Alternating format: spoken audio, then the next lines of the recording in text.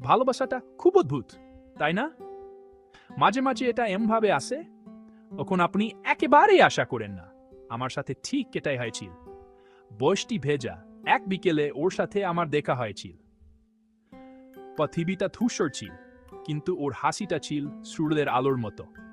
আমরা ঘন্টার পর ঘন্টা কথা বলেছিলাম, স্বপ্ন নিয়ে, মজার জোকস নিয়ে, আমাদের প্রিয় গান নিয়ে।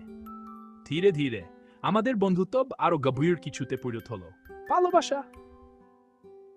ওখন আমরা বিয়ে করার সিদ্ধান্ত নিলাম। জীবনটা তখন নিখুঁত মনে হচ্ছিল।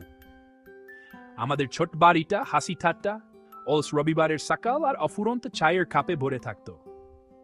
আমাদের প্রতিটি ছোটখাটো জাগডা আমাদের সম্পর্ককে আরো মজবুত করেছিল। প্রতিটি মুহূর্ত ছিল অমূল্য। তারপর একদিন আমাদের আনন্দ দ্বিগুণ হলো। একটি ফুটফুটে ছেলে জন্ম নিল। আমার এখনো মনে আছে, ও ছেলের দিকে কেমন অবাক চোখে তাকিয়েছিল। ওর হাতটা আমার হাতের মধ্যে ছিল। প্রথম দিকে সেই দিনগুলোতে আমরা প্রায় ঘুমাতামই না, কিন্তু আমাদের মন ভরেছিল। আমরা ওর ভবিষ্যৎ নিয়ে স্বপ্ন দেখতাম, স্কুল নিয়ে কথা বলতাম, ওর প্রথম পদক্ষেপ, ওর প্রথম কথা। কিন্তু জীবনের পরিকল্পনা মাঝে মাঝে অন্যরকম হয়। একদিন সন্ধ্যায় ও অসুস্থ হয়ে পড়ল। প্রথমে আমি ভেবেছিলাম এটা কিছুই না, সামান্য জ্বর। কিন্তু দিন কেটে গেল, হাসপাতালে এটা ঘন ঘন হতে লাগলো।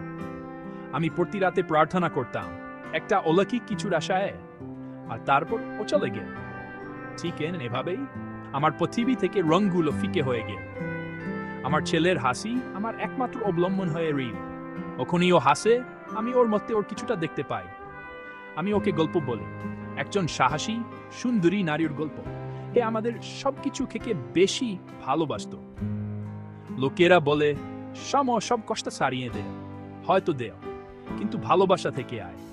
স্মৃতিতে, গল্পে, আমার ছেলের চোখের তারা।